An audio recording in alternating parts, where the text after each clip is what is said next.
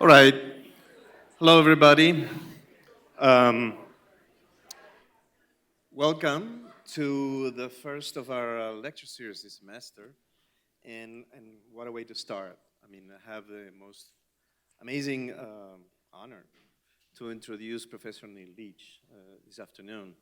Um, this will be the least formal possible introduction ever.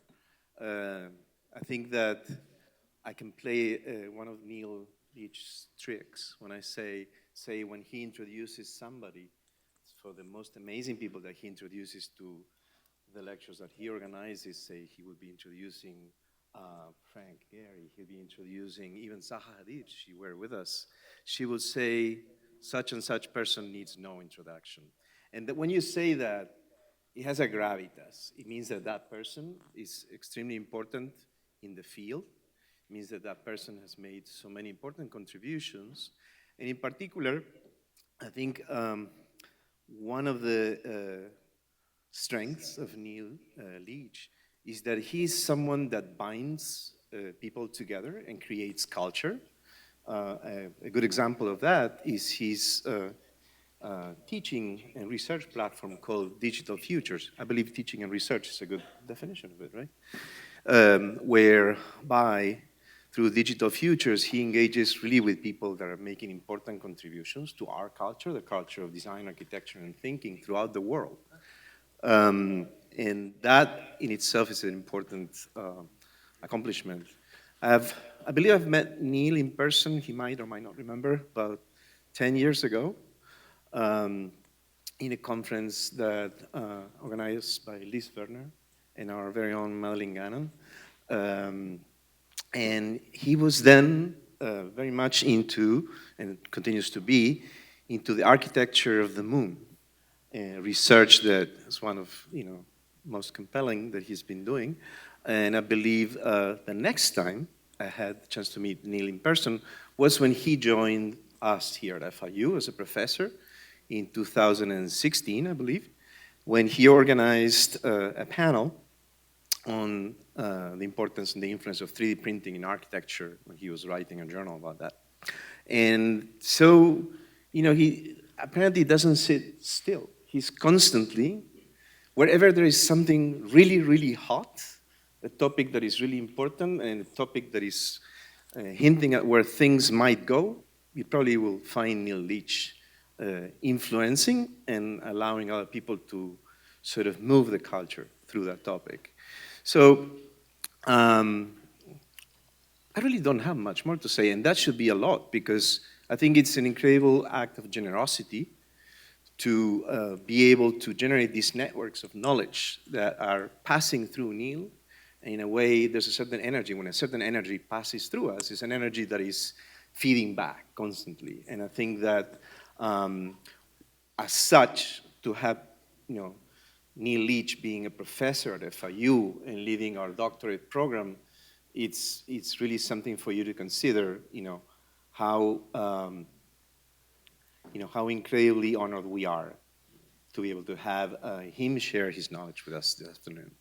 So I really don't have much more to add, and I'll let Neil speak about alien intelligence. It sounds so much more interesting than artificial intelligence. Thank you.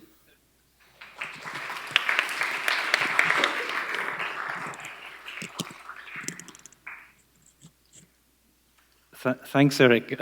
I'm a bit embarrassed now. Let me first say, though, that I don't know if you guys realize, but FIU is actually a kind of center of AI and has been for a while. In fact, it was George Tabella, who back in 2017 was working on machine learning, and I was supervising him for his master's thesis. That was my first time teaching that, and since there's been lots happening. But more importantly, we have on the DDES, I don't know, I was just thinking, could we call her the Elon Musk of architecture? But we have someone called Wan Yu He. I'll talk about her. She wrote the first ever book on AI and architecture. She is the CEO of XCool LookX, which is turning into the most important AI software developer in the world. I think it is the most important. And we also have on the DDES, we have Philippe Morel, who's one of the leading theorists of AI. So it's actually quite a center. And if only we'd held on to Daniel Bolajan, who was a visiting professor here a few years ago, we would absolutely, no question, be the center of AI. But there is a lot happening you might not be aware of. Anyway, so today, this is going to be, I can't hear from my right ear for some reason. I went swimming this morning and I can't hear, so my apologies if you ask me a question I can't hear. But today I want to kind of just introduce you to really kind of basic information, like what is AI, how does it generate images, what is it going to do in the future, and I'm going to finish off with 10 rules or 10 predictions about the future of AI in architecture. But I want to start off, kind of preface the whole thing by talking about some of the things that have been happening that maybe we're not aware of or we don't pay much attention to recently. If you ask most people what AI is, they'll think it's ChatGPT or Midjourney.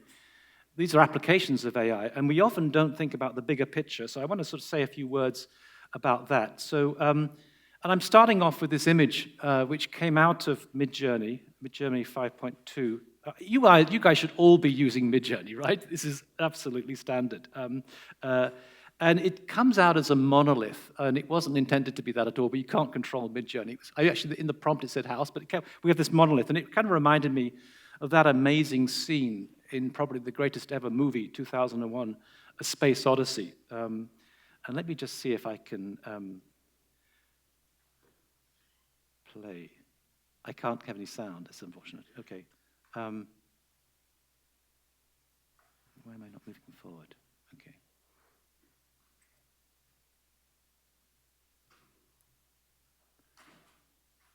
Okay, there should have been a recording of the 2001 theme going on there. But those of you who've seen the movie remember there's this kind of weird monolith that's appeared. It's some kind of vehicle for extraterrestrial aliens. Joseph, there's a seat at the front here for you if you want to come down.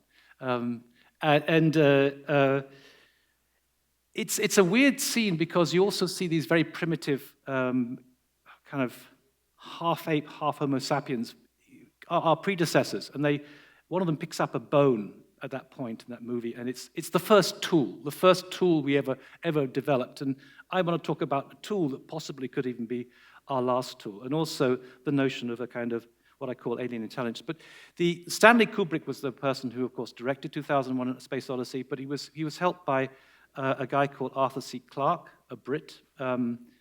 And I'm just hoping this is going to be able to play. If it isn't, I'm in trouble. No.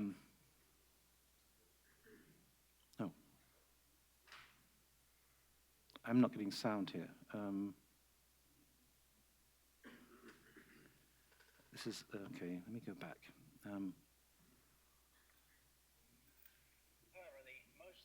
Okay, you can't hear this, can you? Sorry? No, it's not. Because it's connected there. I'm not IT. Hold on a second. So how do I get the sound on? Let me I don't know. try this one. No, it should be, your sound should be there. I'm going to try this one. Select the computer where? Yeah, the audio in the preferences. Also maybe in the preferences of your Mac. It says second output.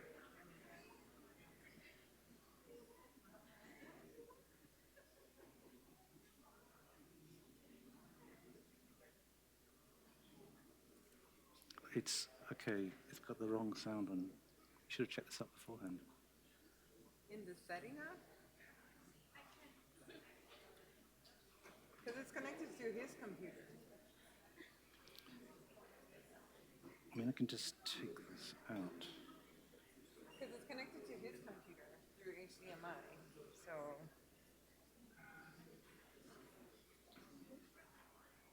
Try now? No, the video. Otherwise, in the preferences of your audio here, so that you can mirror. And that's where you're playing.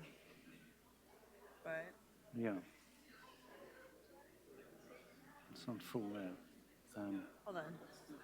Now it should be playing. Let me just take this off. Yeah, take that off. I'll try that.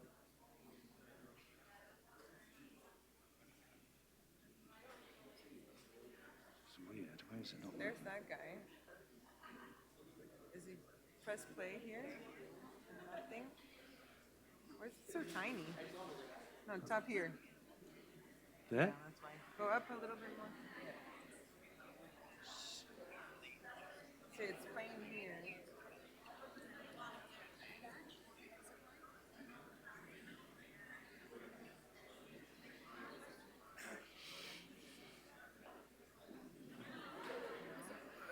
Is it playing?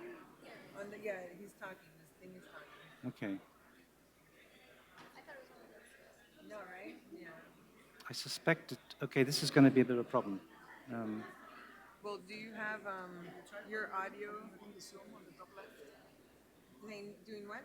Unmute the Zoom. There's a unmute button on the But that's top just the left. microphone, no? You see that top left? Okay, Yeah. okay, let's try that. Pero then.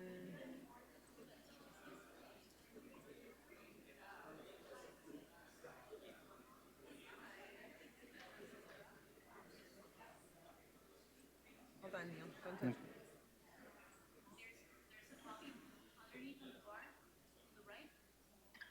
What? Which one? This down here?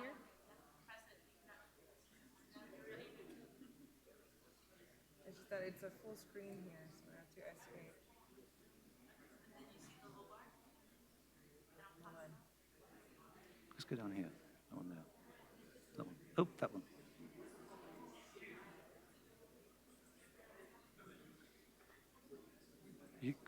Okay.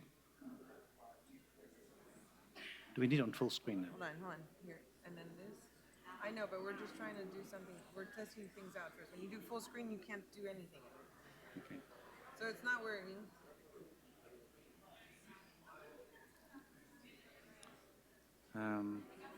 It's unmuted. Let me just try this. I'll try this again. I'll try Why that. is this plugged in? Take that out. I'm getting something, but not the whole thing. There's that.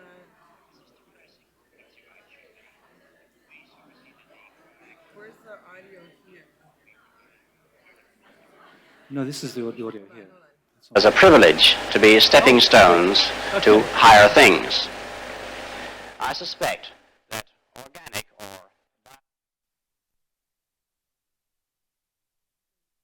or Arthur C. Clarke, who wrote the book 2001: Space Odyssey, and also collaborated with Stanley Kubrick on the movie itself. This video was done in 1963, and I think it's amazing because what he's talking about is exactly where we are now. Did I press here? Press up here. There. No. Here, I got it. However, the most intelligent inhabitants of that future world won't be men or monkeys. They'll be machines, the remote descendants of today's computers. Now, the present-day electronic brains are complete morons, but this will not be true in another generation. They will start to think, and eventually they will completely outthink their makers. Is this depressing? I don't see why it should be. We superseded the Cro-Magnon and Neanderthal men, and we presume we're an improvement. I think we should regard it as a privilege to be stepping stones to higher things. I suspect that organic or biological evolution has about come to its end, and we are now at the beginning of inorganic or mechanical evolution, which will be thousands of times swifter. He was able to come up with that so many years ago. So now we find ourselves suddenly catapulted into the world of ChatGPT, Midjourney, and so on. And those of us who are working in the field, and I would say that there was actually no one was paying any attention to AI at all. In 2019, I teamed up with Zahidid Architects and was sponsored by Google. We also had Refik Anadol, who had been here for a lecture, and Refik Anadol is the rock star of media art, AI media art. We submitted a proposal to curate the British Pavilion for Venice Biennale, and we didn't get shortlisted even. We were not shortlisted. And all of a sudden, since 2019 and 2023, things have changed incredibly. Now, I was talking at this very spot to my students about OpenAI and about how disturbing some of the things it was doing, but nobody really registered quite what it could do until suddenly we discovered what it could do. And frankly, it does something much better than we ever quite imagined. And so what's happened, of course, is a bunch of very significant individuals are kind of sounding the alarm about what has been going on. And it's become very clear that AI is able to learn a whole bunch of things. It can learn different languages, it can learn to code, it can translate, it can learn maths, and I want to point out it's learned to design. And it's something that we never quite predicted. And it all goes down to these things, large language models. Now, that sounds so unsexy. First of all, it's not just large, it is absolutely gigantic. This has been, these GPT systems have been trained on enormous amounts of data with trillions of parameters. It is absolutely enormous. And they're quite straightforward in terms of the code. There's only like 200 lines of code, but they're doing things that we never expected them to do. And that is, in some ways, the alarming thing. And as a result of this particular letter came out, a kind of calling for a pause to the development of these large language models. And this might have passed you by, you weren't quite sure what it was talking about and so on, but the people in the know were quite disturbed by it. But of course, there's nothing you can do. You can't tell people to stop doing certain things. It's a bit like telling the leader of the Olympic marathon to slow down a bit. Of course, you're not going to slow down because your competitor's going to catch up. But it was this particular reference here to, at the very bottom, that I want to refer to, emergent capabilities. Now, if you heard that, you say, I don't know what that means, move on, whatever. But that is the interesting kind of concept. So maybe I could just sort of talk a little bit about emergence, what it means. It's something that I was been working on before in swarm intelligence, and it's something we know about because we can see this in nature the whole time. Emergence refers to what happens when a multi-agent system, like a flock of birds or indeed ants laying pheromone trails, they start developing a kind of something in a bottom-up way emerges out of their collective behavior that is greater than the sum of the parts. These birds are just following straightforward instructions, keep a certain distance from the bird either side and front and so on. But out of this a weird kind of beautiful choreography emerges. And the term emergence has been discussed by scientists over the years, from John Holland onwards. And it's a basic principle that we observe everywhere, but no one can explain. It is somehow almost magical in the way that it operates, and science hasn't yet developed a way of explaining it. And if we go back to Arthur C. Clarke, and one of his comments is basically, magic is simply science we don't understand yet. And I think what's happening now is that we don't understand this. So, and I want to just bring in this guy, Geoffrey Hinton, who is actually the key guy behind everything. He's a Brit. A lot of Brits in this story.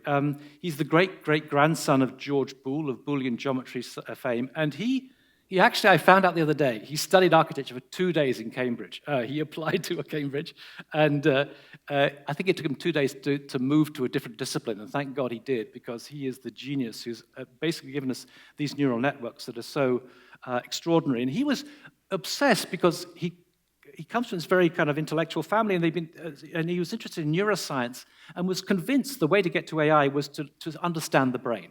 So he was pushing ahead of neural networks when everyone was just ignoring them because they weren't really working. But all of a sudden, around 2006, we got GPUs and things, and computers became extremely powerful and fast, and suddenly these neural networks worked in a certain sort of way. And now we're getting to the point, they kind of think. Anyway, let me just play Geoffrey Hinton talking about why he's alarmed by this. You probably saw in the news he was working for Google as a consultant, and he eventually gave up this post at Google so that he could speak out about his concerns about the very creature that he's been kind of, that he was really responsible for. So here we go. Oh, I'm going to try and get this right. I'm going to go in.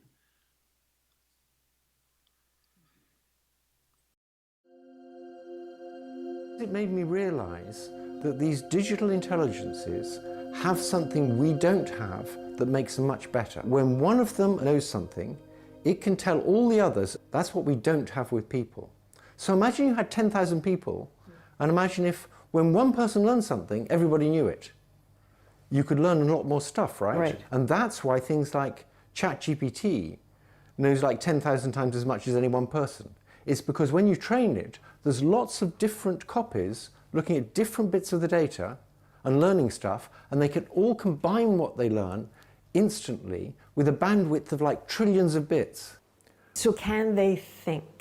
Yes. So imagine the following scenario. I'm talking to chatbot and we talk for a bit and the answers it's given me seem a bit strange to me, and I suddenly realize that it thinks I'm a teenage girl. And I say, what demographic do you think I am? And it says it thinks I'm a teenage girl. So the question is, when I said I suddenly realized it thinks I'm a teenage girl, was that a metaphorical use of the word think, or was that just the same way as we use think? And I strongly believe that use of the word think, when I said it thinks I'm a teenage girl, was exactly the same way of using think as we do with people. And so that was enough to make you say, what, this has accelerated beyond my comfort level? I suddenly realized maybe they already are better, and making them more like real neural nets isn't the point. They're already better than us. They're a better way of doing learning. And if we make them bigger, they'll get much smarter than us. They already know more than any one person. I understand that things could go awry, but I still think that people hear the notion of danger and they dismiss it as hyperbole. I thought it was hyperbole for a long time because I thought these things were a long way off. I thought there will eventually be danger, but I thought focusing on it now is unnecessary because it'll be 30 to 50 years before these things get more intelligent than us. But this combination of realizing that they might have a much better way of learning than we have, because they can share knowledge instantly, and seeing things like ChatGPT or Palm at Google that can explain why a joke is funny, made me realize these things are already pretty intelligent, and if they've got a better form of intelligence than ours, then it gets to be much more urgent. So basically, this is all because of its emergent capabilities. It's developing the capacity to kind of think, to kind of understand. I mean, if you can explain a joke, you mustn't be able to understand the joke in the first place. That's his point. And also a kind of intelligence, you know, and it's not the same as human intelligence. It's not the same as human understanding. It's not the same as human thinking, but there is something happening that is superior to us. And I think our real problem in the past has been looking at AI and saying, well, it can't do what we do. It's not sentient. It's not self-aware. It's not conscious. Well, take it from a different perspective and think about what we can't do compared to computers. And you see it in a different sort of way. In my lectures, I often talk about the second Copernican revolution. We need to go and realize that we are not the center of intelligent life forms in the universe, and there are other forms of life that are out there, intelligence, that are much superior. And I think that is something we've got to grasp and deal with. And according to some commentators, in a few years' time, they're going to be billions of times smarter than us. So already he mentioned 10,000 times, ChatGPT mentioned 10,000 times, knows 10,000 times more than we do. Soon it's going to be out of range. And, you know, I think that, well, I'll move on. Anyway, Yuval Harari has made this comment that AI has hacked into our operating system, or hacked our operating system. In other words, it understands words and in an astonishing way. So it can translate, it understands words, and it can write code.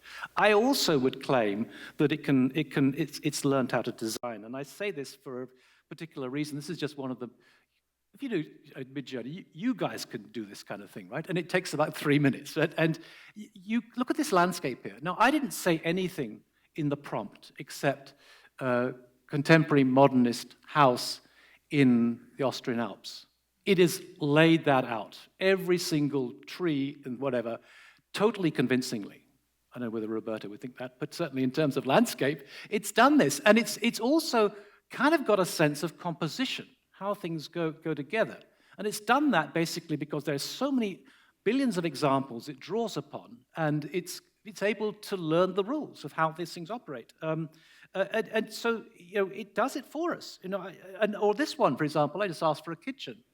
And it produces, I don't know, a thing at the back that looks like a coffee maker and things, and there's a painting on the wall. Not a bad painting on the wall. It wasn't in the prompt, and it's doing this. It's doing this automatically, and I find that particularly astonishing. And it's not just simply the kind of putting the things where they need to be, but understanding the kind of tectonic conditions in which we're doing architecture. It can do that. Now, you've got to be good at the prompts, right? And most of you tried Midjourney, you probably get it wrong, and it's kind of alchemy because the prompts are very difficult to understand. Prompt engineering is the wrong term because it's really more alchemy. But it's doing this, it's understanding things, getting the reflections and so on, and doing all this. I'm just blown away by this. Now, these are just images, right? But my point is that what is underway right now, and it is an FIU DDes student who's developing this Wanyu software that will come online in 2 to 3 years' time, that will look at the whole process, and I'll talk more about. There's a whole process, but we get a glimpse from how it can deal with images so well as to how it's going to deal with the other sort of processes. Anyway, the last year was the year in which all these books started coming out, the beginning of the year. Mine was the first one, the top left. It actually came out in December of 2021 in the UK and over here in the next few months later. And that was important. These are the 2 books that I was involved in, the AD, Machine Hallucinations as well. And so last year we got that. But we also got this, which is to say, on the left, the first ever GAN-generated image. I'll tell you what that means. And on the right, another example of what you can get through these diffusion models, through Midjourney and so on. We suddenly got to a different level in terms of imagery, which meant all those books were out of date. All those books were out of date because we were working with GANs, and suddenly there's something new on the scene, and I will talk about that. So what I want to do today, and it's really about information and nothing else, really telling you what this thing is, how did it emerge, how it's going to be used in architecture, and what about the 10 predictions for the future. So what is AI? And I think the important thing is to realize that there is this kind of field of research in AI, which we're talking about, not the applications, not ChatGPT. And the research in the field is basically, this is quite an important quote, because it's really saying, Margaret Bowden saying, it seeks to make computers do the sorts of things that minds can do. The key word there is mind, the idea of a neural network, which has become so significant. So this on the left-hand side, the neural network of the brain, on the right-hand side, the neural network of artificial neural networks. And they are actually totally different. The artificial neural networks are only loosely modeled on the brain itself. And what you've got here is, these are the neurons, and these are the synapses, and there are thousands of these hidden layers. And what happens, the information gets processed from left to right, governed by the weights and the synapses that control it and so on. And that's the basic sort of model. The big difference, though, is that AI doesn't have consciousness. It's not aware.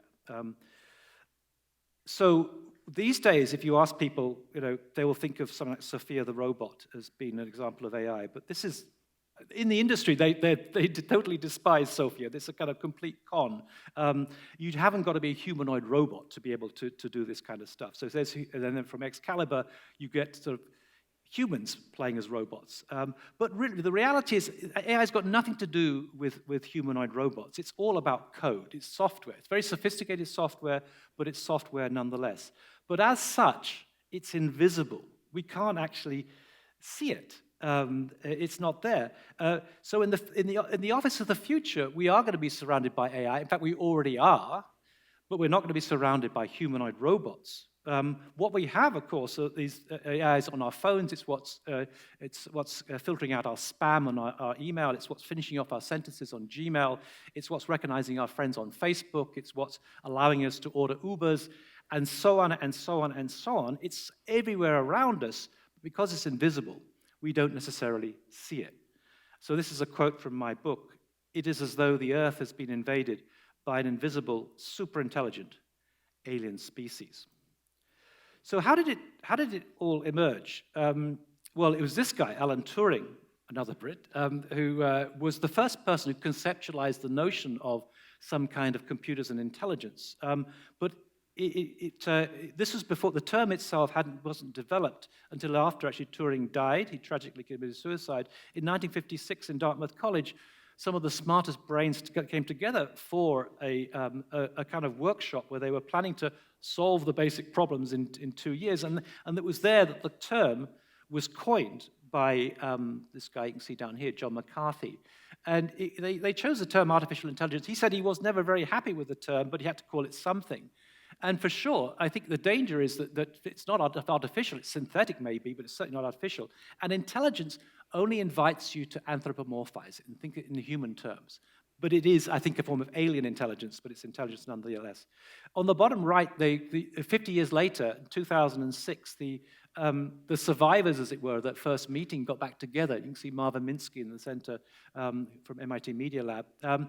And they recognized that really AI had failed. The first 50 years, it had never achieved what it was expected to achieve. It was, of course, invented during the Cold War, and they really wanted to translate Russian and all this, and it was disastrous. It couldn't do these things. But by a strange coincidence, 2006 was suddenly the moment when Geoffrey Hinton's work began to pay off, and they began to realize that neural networks could work because of a series of very straightforward reasons, largely to do with vastly improved computing power and much quicker computers, down to GPUs, graphic processing units, that suddenly made these things incredibly powerful. So now we use the term AI, and we just at the very beginning. But what the difference between the initial concept of AI and what's happening now is even greater than the very first car and the kind of self-driving car today. It is absolutely hugely different. So deep learning is what we have at the moment, which is neural networks, which is really powering the difference. And that's what ChatGPT, all these things are based on. And deep learning is part of a subset of machine learning. It's part of AI itself. If you think of them like Russian dolls nested inside each other. But it's deep learning that is really powering everything. And there have been a couple of moments, there have been many moments, but I don't want to pick out two in the history of AI that have really brought it to our attention. In 1997, Gary Kasparov took on IBM's Deep Blue, and of course nobody thought he was going to lose. Gary Kasparov, one of the greatest chess players of all time, but lose he did. And this was the kind of comment they came up with. We just have to understand that everything we know how to do, machines will eventually do better than us. And I think that's very true. Although in certain areas it's better. Clearly at chess, it's way beyond better anymore. Anything you can do, AI can do better. But the real breakthrough came out in 2016 when they took on AlphaGo, again a Brit, a company in London, took on Lee Sedol, who was the kind of Gary Kasparov of Go. Really super famous, super talented. And the difference is this, basically, in 1997, they trained a computer on all the games of Go, of chess. But Go, which is actually quite a straightforward game in terms of its of the moves, but there are so many possibilities. There are more potential moves in Go than there are atoms in the universe. And this meant they had to basically engage with learning systems, with deep learning. And that's when things started getting very surprising. This is after game 2. Yesterday I was surprised, but today I am speechless. And the reason why was basically AlphaGo was playing these moves that everybody thought was a mistake. They thought they were glitches. And this is the most famous move, probably the most famous moment in the history of AI, where this game 2, move 37, and it puts this black stone here, which is unusual because normally it's on the 4th or the 3rd line. It puts it here. And everybody thought it was a mistake. But 100 moves later,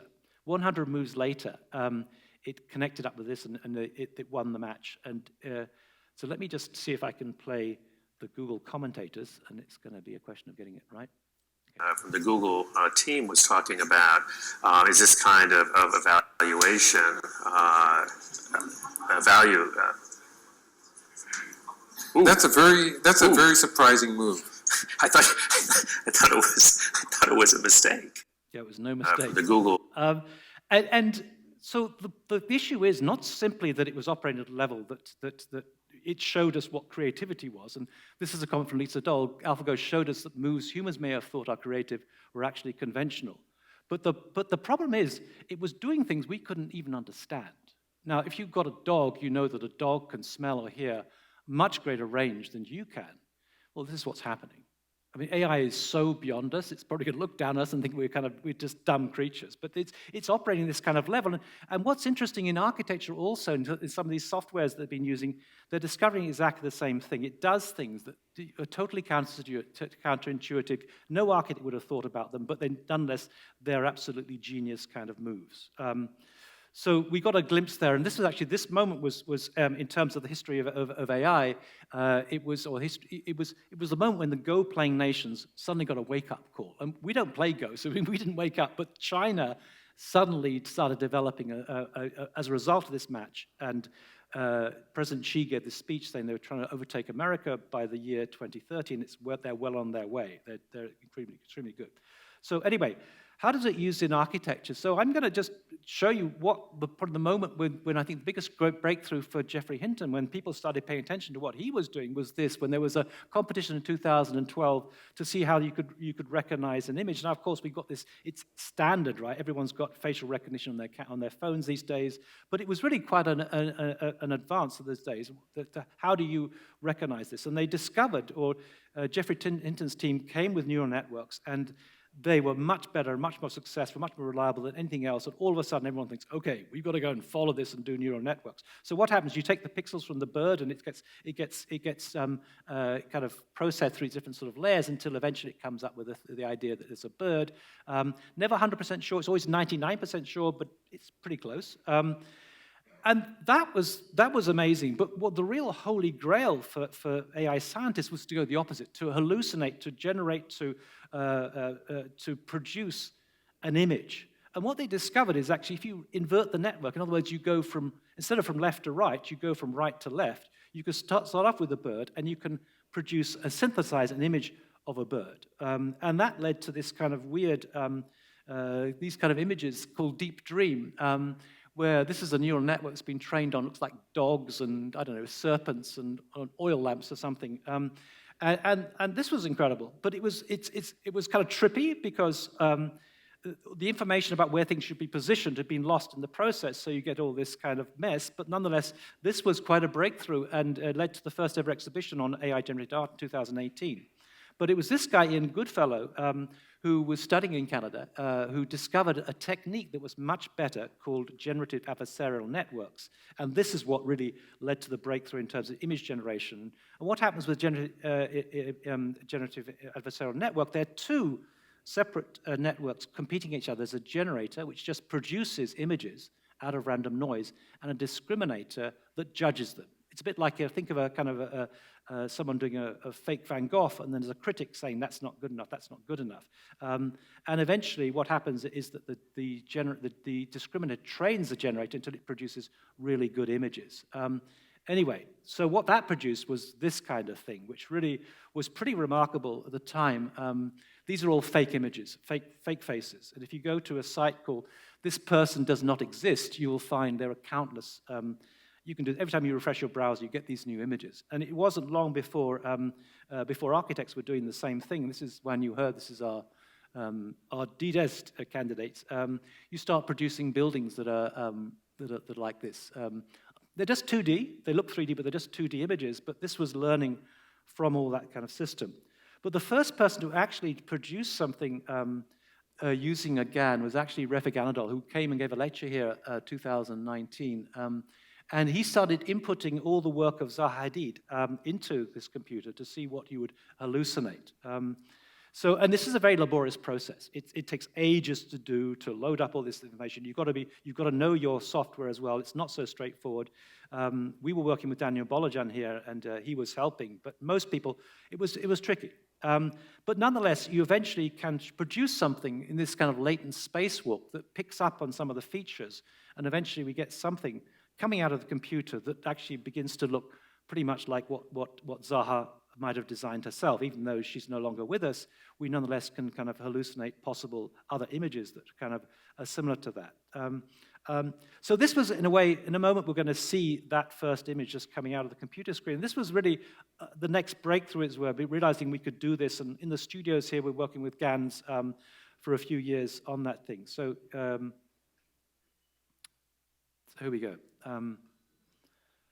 So that was the image that then became the image on the front cover of my book. And alongside this, and I mentioned Daniel Bolojan before because he is the genius behind all this. He's been working for Coop Himmelblau and was behind this thing. This is the Deep Himmelblau project, which was then working not just with what we call style GANs, but with cycle GANs, much more complicated things, and taking 1,000 or so previous projects from the office, and then combining them and generating other possible projects. And in 2021, this was very much the state of the art. It won an Acadia Award, and these are some of the images. You get glitches. They're not totally perfect. You get glitches all over the place, but nonetheless, something's coming out that looks like a building of a sort. And this was, in fact, the image, the project we used for the front cover of machine hallucinations, the AD that came out. But then something else happened completely differently, and I was gave a talk at the AA, and Patrick Schumacher was in the audience, and I was saying, when are we going to wake up to possibilities of AI? When is this kind of AlphaGo moment going to come? And it happened in around beginning of April of 2022, and most architects had no access to this at the time. But this was the first thing that came out, and it's called diffusion model. This is DALI and Midjourney and so on. It works in a very different way to a GAN. It takes a random noise, and it disrupts an image, and in repairing the image, you get something new coming out. I won't go into that. But what you can do, basically, is you can put in a prompt, in this case, an astronaut on a horse. Now, there probably hasn't been an astronaut on a horse before, but it gives you an impression of what it would do if it were the case. And then at that time, Refik Anadol had been working with Zaha, and even though we didn't have access to DALI, they were experimenting what you could do, and all of a sudden we were producing much better images. These, of course, you don't need to have this technical expertise. It does it in 3 minutes. It renders these things, and it's astonishing. And of course, not just Zaha, but we all can do this. This is my stuff. If you want to look at it on Instagram, that's my address, and it starts producing some stuff that really we would never have imagined. It just expands the possibility. It becomes like a prosthesis to the human imagination, and gradually over time, Midjourney is getting better. These different versions are coming out. 5.2 is coming out, and 6 is about to happen. And you just write these prompts, and within 3 seconds, boom, they appear. I just think this is pretty astonishing, what you can produce. And what you're getting is everyone's posting this on Instagram, and you're getting architects producing a project every single, or several projects every single evening. I'd be asked for commissions because of this. This is a guy called David Orff who kind of just generates thousands of images every day. It's astonishing what you can produce. So we're getting a sense now of what the potential will be, but there's other stuff down the pipeline. Now, what I mentioned this thing before. This is not what's happening here, but I think in some sense this diagram shows what's happening. In other words, what's happening is it's enhancing the generator. It's producing many more ideas than we would have thought about ourselves, and we are simply selecting these things. I think human beings are very good discriminators. If you sniff a perfume or sip a cocktail, and very immediately you know whether you like it or not, but I don't think we've got the range of the imagination that we think we have, and the generator enhances that. Therefore, this is can be seen as a kind of a prosthesis to the human imagination. So there have been conferences about this, and this is a strange one that was going on in Texas, Architecture After AI. I don't think there's going to be after AI. AI is here to stay.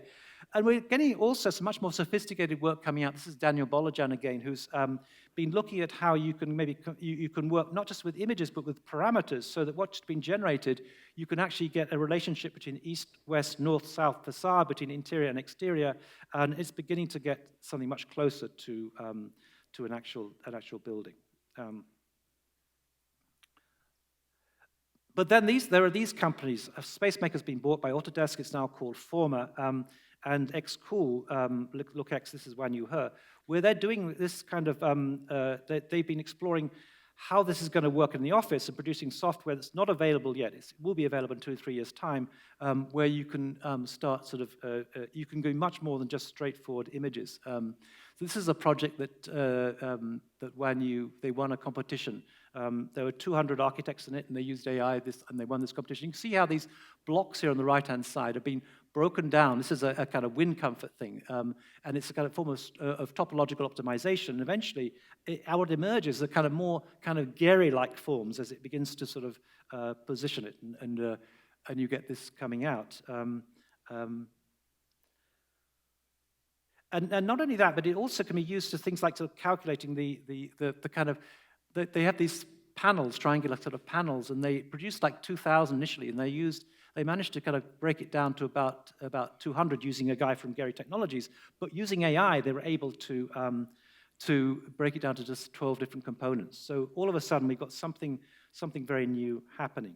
And I don't know if anyone who's used LookX, but it's been very popular. This is something that's done by Tim Fu from Zaha's office. And what you do is The interesting thing about the LookX one is it's been trained on architecture, whereas Midjourney and DALL-E is just trained on generic images. This has been trained on, I think it's Morphosis on the left-hand side, and on the right, I think is Garia. But basically what happens, it takes the crumpled paper, and it starts interpreting it as a building. And this is getting pretty sophisticated, even though we're still just dealing with images. Maybe I can just show you, just as a bit of a light-hearted moment, The Simpsons, and if I can... Great! We asked Frank Gehry to build us a concert hall. Bill, Bob, Bill. Snoopy stationery. Dear Mr. Gehry, would you please build a concert hall for our town? We may not be the biggest city or the prettiest, but we were the first city in America to abandon the metric system.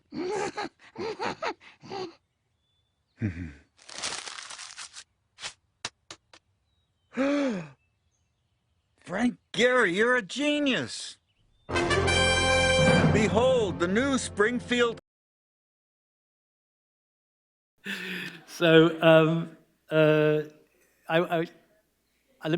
then there are other, and just to say this is very for Thomas and others who are very much interested in performative AI, and there's also, how can I get this cursor? I can't find the cursor. Hold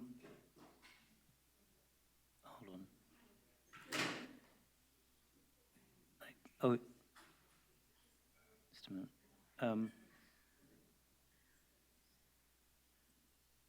Okay.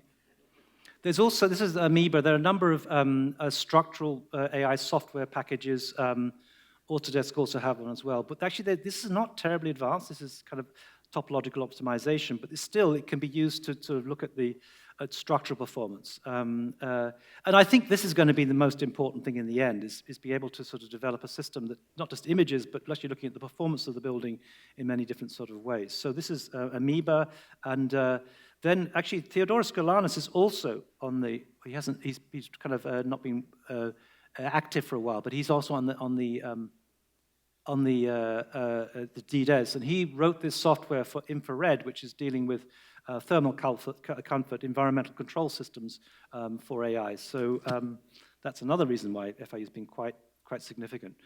Anyway, so let me finish off there with 10 predictions about the future of AI. And I think it's important to look forward and try and predict things in certain ways. I mean, so first of all, this is kind of obvious in some sense. AI will become an indispensable assistant in the architectural office. Elon Musk talks about how we've all become cyborgs in a sense. We all become superhuman. You have a machine extension of yourself in the form of your phone and your computer and all your applications. You are already superhuman. So we're using it as an extension. Rather than AI versus humans, we're thinking about AI plus humans, so as a form of extended intelligence. And you're getting, with, of course, by the use of the cloud and things, you're able to access GPUs, so you can do it from your cell phone. That's kind of obvious in some sense. Buildings will become intelligent. Well, the logic behind this is what's called the digital twin. I don't know if you know about this, but how you have a kind of you have real-time feedback from your actual building or your actual car or whatever it was, and you use AI to basically as the kind of brain to control the heating systems and so on. So for sure, that'll be a central part of how we operate in our houses. Cities will be controlled by AI. I published in 2009 this AD Digital Cities, which actually was kind of interesting because all the architects were thinking about what was the style of the new buildings. This is a Zaha project for Istanbul that was never built. But Patrick was talking about parametricism, and this is actually where he first wrote about parametricism, how that would be the way forward. I don't think that the city of the future is going to look anything like that. I mean, is it going to look like something out of a kind of science fiction, or is it going to be more like what the cities of today? And this is LA, and I think it's going to be like this. It's not, the cities of the future are not going to look so different. There'll be a few new buildings, of course, but basically they look the same. But what's going to be different is the way that informational systems are being used in those cities. So it's not a question of form. It's not a question of what things look like, but how they operate. You know, and if you think about, for example, getting an Uber, Uber is working in a new way. Does it look different to an ordinary car? No, because it is an ordinary car. It's the way that we process information and we order the Uber that is so significant. So what's going to happen in cities in the future, and this is an example from China where there's a company called CityBrain where they are basically using this digital twin to control the traffic, so there are no traffic jams. And if there's an accident, they can get the emergency vehicles there much more quickly. So cities in the future will be controlled by AI. Fourthly, clients will start to insist that their architects use AI. Well, they already do. And this is a quote from Harvard Hochland from SpaceMaker AI. It's now a former. Which basically the developers are asking their architects, can you please use AI? And why are they asking that? Well, there are two reasons. One is that you can get a much better return on your investment if you optimize things, and AI can optimize things. And secondly, frankly, humans make mistakes. AI doesn't make mistakes. So it's a much more reliable way of going forward. Fifthly, professional indemnity insurance will increase if you're not using AI. And the way to think about this is there's a guy called Toby Walsh who wrote a book called Machines That Think, and he predicts that we will not be driving in the future. We'll be banned from driving. And why does he think this? Well, basically, Uber cars are going to come along. You've got an Uber taxi. They already have versions of that in San Francisco. You're going out in the evening, and you think, okay, I'll just take one of these self-driving Ubers, and I don't have to worry about drinking. And eventually, because you're using these vehicles so often, your driving skills will get a little bit not so good. And these cars are going to get better and better and better, and we're going to start losing our driving skills to the point that insurance premiums are going to go up if you drive on your own, and eventually you'll say, it's so expensive, what the hell, I'll just use a self-driving car. At least that's the prediction. I'm not sure it's going to come true, but that's the prediction. But that also tends to suggest that also in architecture, professional indemnity will go up for those who are not using AI. Economics will be the main driver of change. This is one of the most famous books about the future of professions by, again, two Brits, Richard and Daniel Susskind, where they predict that actually professions will start to disappear. And the main reason why they will disappear is they're kind of like a gentleman's agreement at the moment. It's a social contract that architects police architecture and engineers engineering and doctors and so on. But in the end, the cost is going to be the issue. And when you get cost over, eventually you will do away with these professional structures because they don't make sense in an era where cost cutting is going to be the case. So that's what they're arguing. We are on the brink of a period of fundamental and irreversible change. Technology will be the main driver of this change, and in the long run, we will neither want nor want professionals to work in the way they did in the 20th century and before, when profits trump clients, when the incentives and reward systems of professional businesses favor cash over culture, and when ethics entails minimal compliance by box ticking, the grand bargain looks outmoded. So they think that the professional thing will fall apart. It'll all be about cost cutting. Having said that, I think that and it's going to basically mean that there's going to be bidding to lower in terms of the fees, which is going to be disastrous for architects in the end. Because if you think about architecture as a profession, it gets its money from a percentage of the building cost. Now, there are not going to be any more buildings. So if at the moment, say you're getting 5% and people start bidding less and you're getting people doing it for 2% or 1%, which is happening in China already, there's going to be less money coming into the profession by quite a significant amount, and that's going to be disastrous. The only exception to this is going to be the kind of star architects like Zaha and so on, where if you buy a Prada bag or if you buy a Gucci bag, it's not about saving money. It's to show that you don't care about money. It's kind of conspicuous consumption, and so I'm sure that they'll still be doing okay. AI will undoubtedly have an impact on employment. There's no question about that. I think that the Hollywood industry has woken up to this, but we haven't in architecture. We're just not aware of this. This was an article that was in The Guardian just recently, and I have a few quotes in that. I think the issue, what we're discovering right now, is this is a kind of Tesla factory, right? And what we all thought was going to happen was that robots were going to take over everything and do all the manual labor. They were going to replace the blue-collar workers.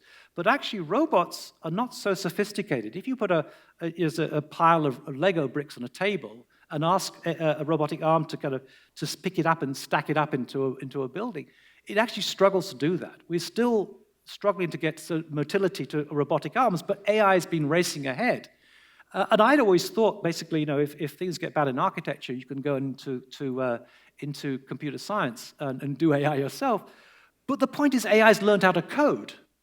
So it's the white-collar workers, the architects, the computer scientists, the engineers, the doctors, the lawyers, who are actually most at threat from this effect. There was a study done in 2013 looking at which professions would be most at risk from this, and you get some of them well, there are about 700 here, and I think architecture's down to number 70 or something. Where are we now? The architectural managers hang on a bit longer. And then eventually telemarketeers, well, they've all disappeared already, right? The problem about this analysis, it was basically is on humans versus AI. Now, that's the wrong thing. It should be looking at a human using AI versus a human not using AI. And in certain tasks, not all the tasks, but you can find that one person using AI can produce as much as 5 people not using AI. If I can generate one of those earlier projects in 3 minutes, I mean, this is something significant. So it's bound to have some implications on this. I put an article in Dezeen. Someone has said, don't worry about AI, it's not going to take any jobs away. And I said, what are you talking about? And they commissioned me to write this. AI is putting our jobs as architects unquestionably at risk. And the response was kind of interesting. People who knew about AI said, yes, of course, we all knew that. There's nothing new here, right? And those who didn't know about AI, I got some incredible pompous comments like, there's not a single AI on the market that could possibly match my ingenuity and creativity. That guy's going to be the first to go, right? And this is the kind of problem I think that everybody has. And we go back to Gary Kasparov and Lisa Doll and so on. Jack Ma basically falls for this. I never in my life say human beings will be controlled by machines. It's impossible. Human beings can never create another thing that is smarter than human beings. And then Elon Musk corrects, and I very much disagree with that. The biggest mistake I see people making is to assume they're smart. People underestimate the capabilities of AI. They sort of think it's like a smart human, but it's going to be much smarter than the smartest human you will ever know. And this was a few years ago, but we know that's absolutely the case, that ChatGPT does as much as 10,000 times as much as any of us. And then this is really where we bring Wan Yu in here, because AI will be able to generate buildings conforming to all constraints. At the moment, the way we operate an office is we kind of, something like Zaha's office, you will maybe, now these days you might use Midjourney, then you go into Maya, then you go into Rhino, then you go to BIM. There are all these discrete different processes. Soon it's going to be one single platform going from data to fabrication, and all the constraints are going to be written in. So the structural constraints, the environmental constraints, the building codes and so on, everything's going to be there, and cost as well being monitored. So it's going to be a single kind of platform. Licensing could become a thing of the past. I mean, so this was again Wan Yu's work, which is they beat MVRDV in this competition. And what's happening now is that they're asking LookX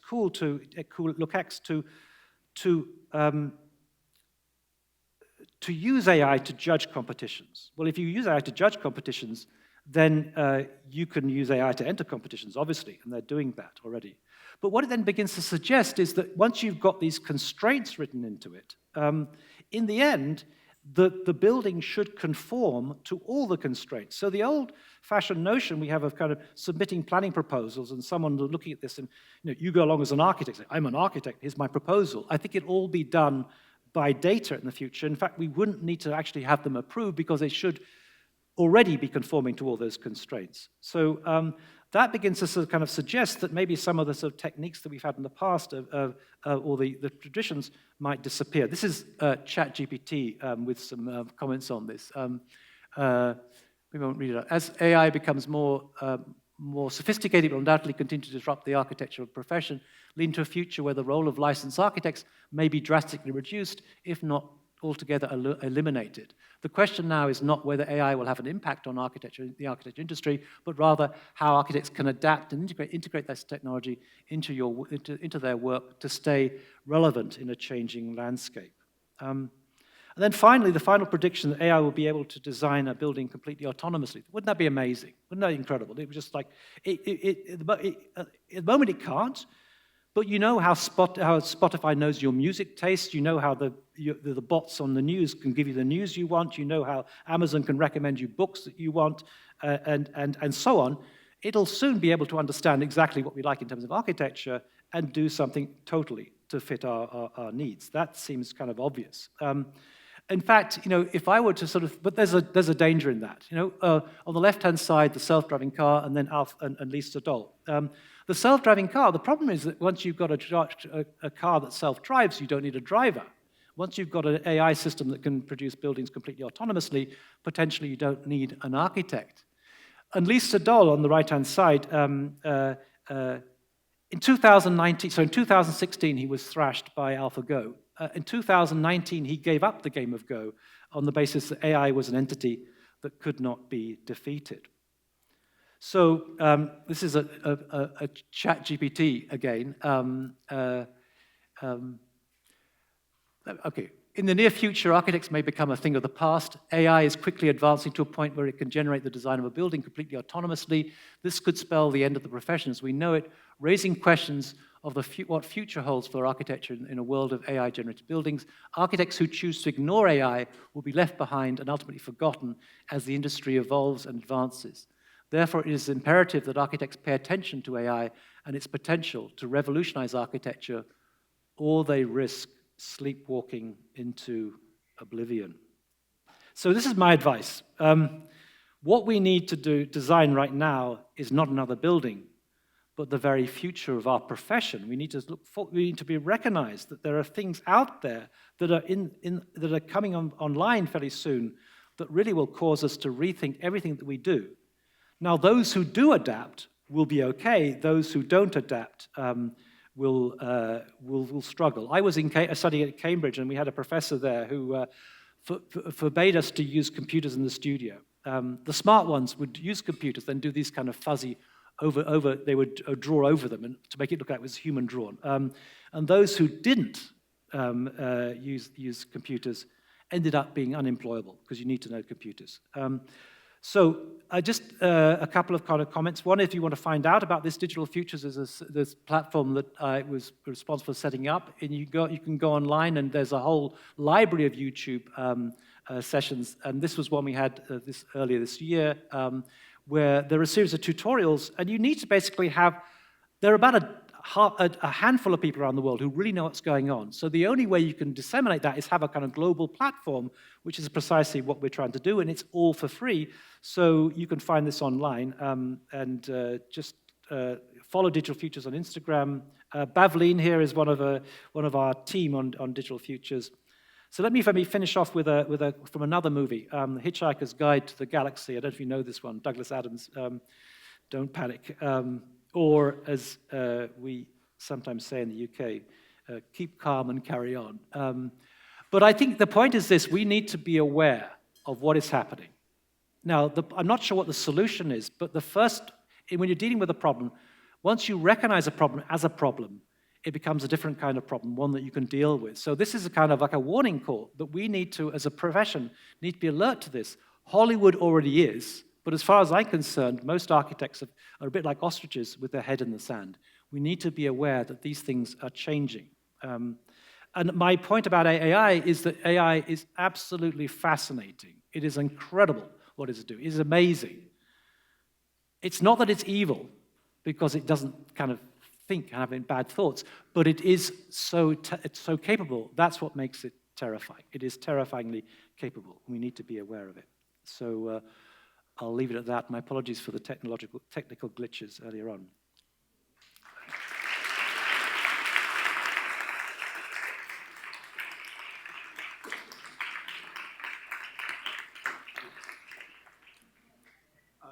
Guys, I would like to open up this opportunity for you to ask questions. I can't hear so well because I got water in my ear, but speak up.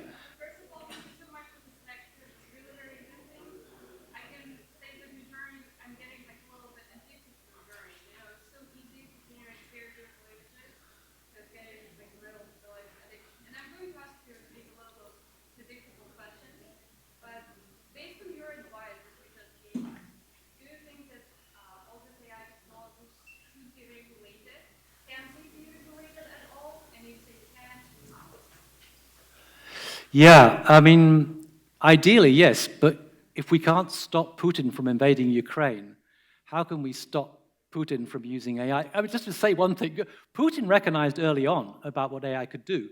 He once made this comment that said that whoever controls AI controls the world. Now, we could be thankful that Putin probably took all the research funds for AI and siphoned it off for building his private palace, right? But we haven't seen the kind of things that we could have seen. I mean, there's a guy, one of the computer experts produced a movie called Slaughterbots, where you have these AI-controlled drones that could come in and target you, recognize you, facial recognition, and so on.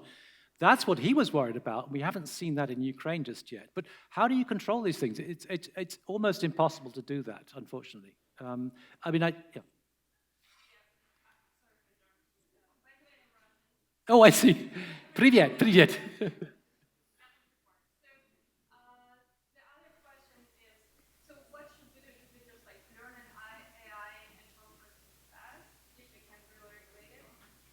So let's again learn.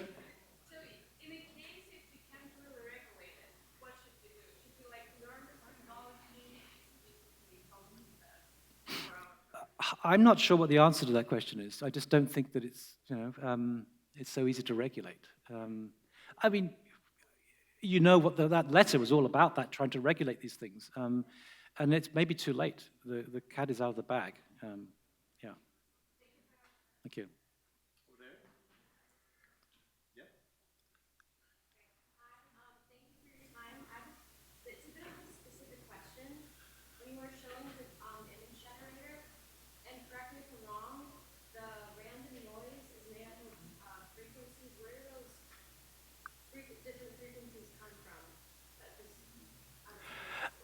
I'm not sure the best way to answer that, but it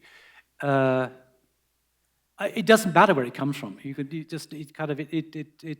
trained to start recognizing features on it. So I don't think you can start off with anything basically, and eventually you'll find that out. Daniel Bolojan is the guy who would answer that question much better than I would. Yeah.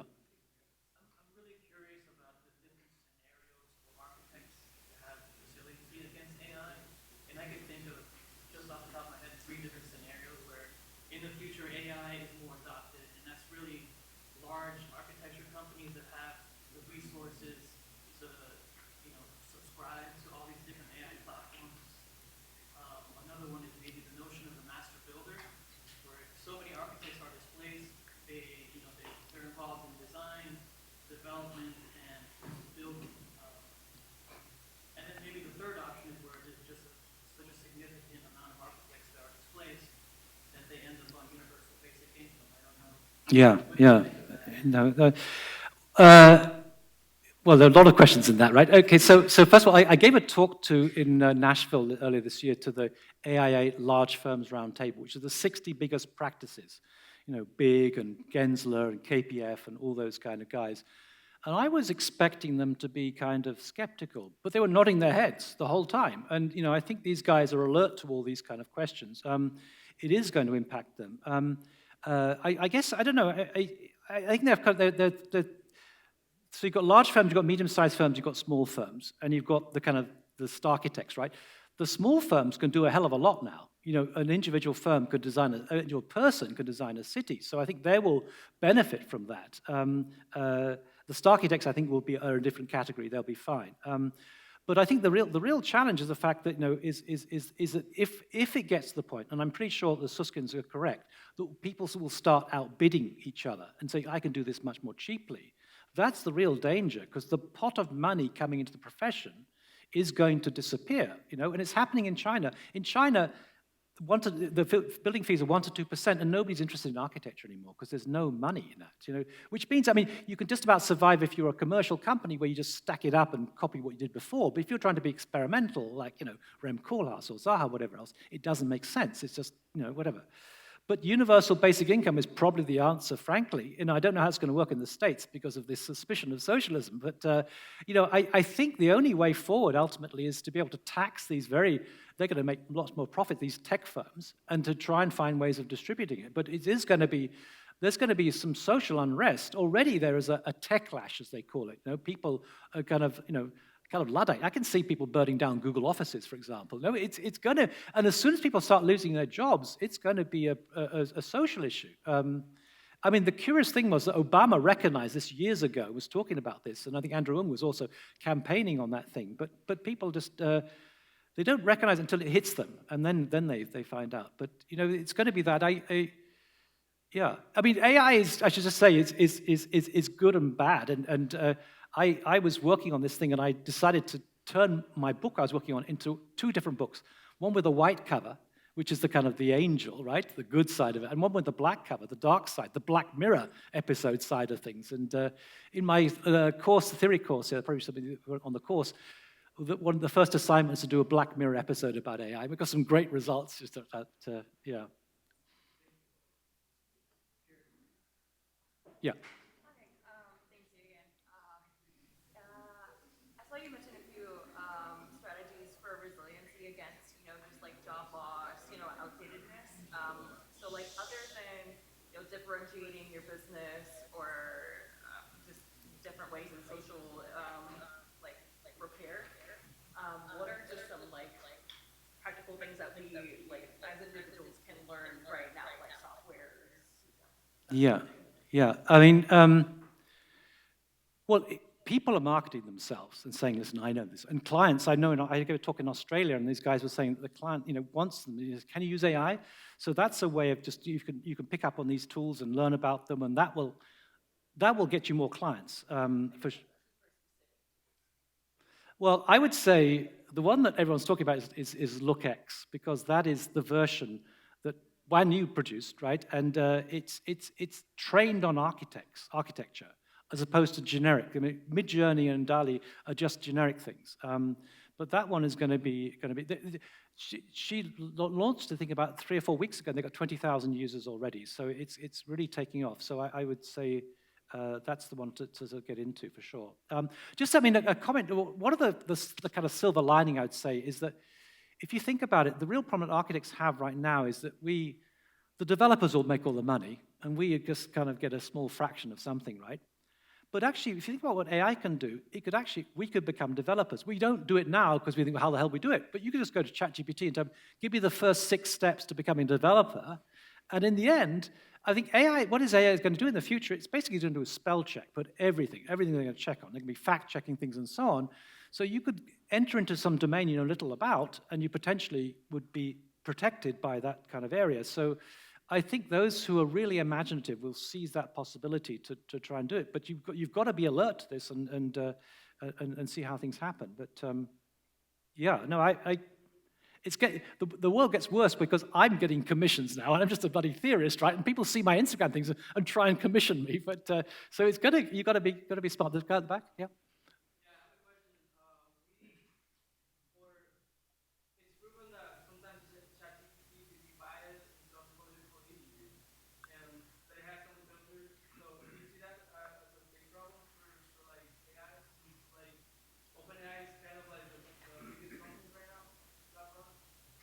Yeah, but the biases come from us. I mean, it's the data is human data. I mean, I suspect, I'm not an expert on this, although I'm hoping to get Tim McGibber in for the DDES to do a talk on this. I mean, I'm hoping a machine can be recalibrated, and I guess you could probably overcome some of those biases. But the biases are human biases, fundamentally. I want to sort of focus more on your white book. It seems like a lot of the developments that are happening using AI imagery have to do with aesthetics and have to do with the known in a certain way. With the known? The known, yeah. So in a way, it's the problem of representation all over again. Whereas there might be a lot of much more interesting opportunities for AI to advance architecture in ways that we have not yet foreseen. And I wonder if you're in touch with some of those opportunities or developments and can think of, are there areas where architecture we can still think of it as something progressive that may evolve, beyond just imagining things that exist? Well, it doesn't just imagine what is known. I mean, so what we were doing in the studio here was using cycle GANs and pairing up different things, like Zaha and an orchid or something like that. And you can actually, I mean, the problem about the early versions, like style GANs, they're just interpolating. It's like there's a big set of data and you're just averaging it. But once you start breeding one off against another, then you get completely new areas. And I always find that in my prompts, they're kind of weird. I've got to tell you, they're weird prompts. If you can put like a grit in the oyster that will produce the pearl by putting in a word in that thing, it'll come up with something really strange. So it is always drawing upon these materials. I've got the word zebra in my things. In every single prompt, the word zebras. I don't get zebras as such, but it brings black and white contrast. And I also use, this is really bizarre, but I use the name of an Australian indigenous artist. And all of a sudden, I get bright colors, I get bright sunlight, and so on. And I began to realize that you need to kind of work with these kind of associations and do that. And it opens up, and you actually can't control these things. It's almost impossible to understand what's going on. But I first became alerted to that when you put the word house extension into it. And I didn't realize that that's a British expression. I didn't realize that. But I got these British buildings, and I got this kind of gloomy weather. And I thought, that's really strange. And eventually I discovered that you don't use that. It was home enlargement or something like that, you know. So I think it's very, very difficult to deal with these things. It's alchemy. It's not engineering at all. It's alchemy. But no, you can definitely get weird things coming out. It's not that. I mean, if you think about that simple, the astronaut on a horse, right? People always say AI copies. It never copies. It never copies. I once did like 5,000 images of Mies van der Rohe's Barcelona Pavilion. Not a single one looked like the Barcelona Pavilion. They were all kind of variations of things. Humans copy. You know, people copy people wearing baseball cap, tunes and things. That's how culture propagates. So AI doesn't copy. But so if you thought that astronaut on a horse was that showed really what it could do. You know? Wow. You know? It searches and synthesizes. It doesn't copy. I think that's the mistake. Now, I was also involved in a MIT Harvard publication that came out I was part of, and it was the only copyright infringement comes when you scrape material from the internet that is copyrighted. And that's the real obvious thing. But it's very, very unclear whether copyright will actually hold. And we'll find out in some of these lawsuits coming through. But so I think it opens up opportunities and way beyond what you would have thought of. That's my impression.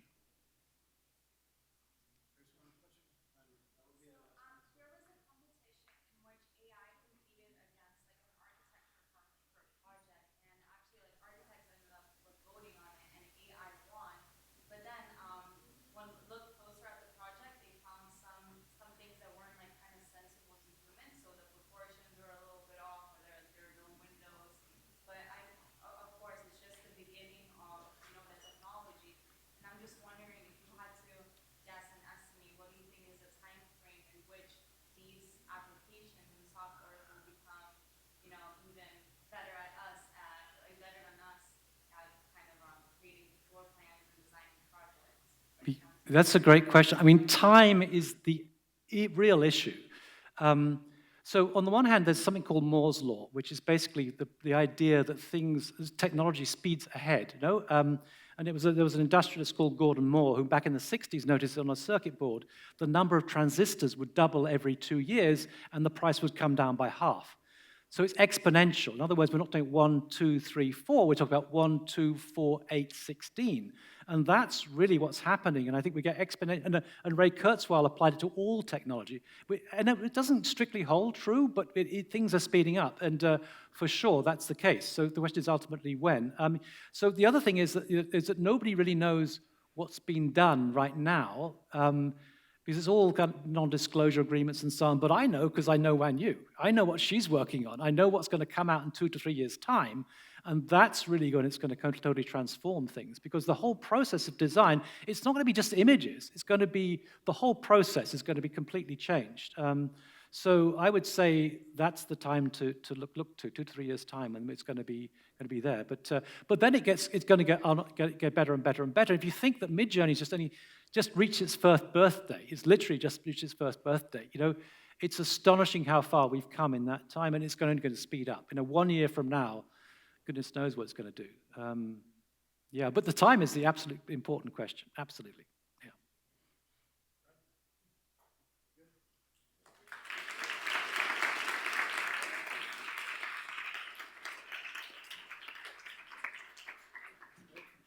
Sorry about the glitches in the code.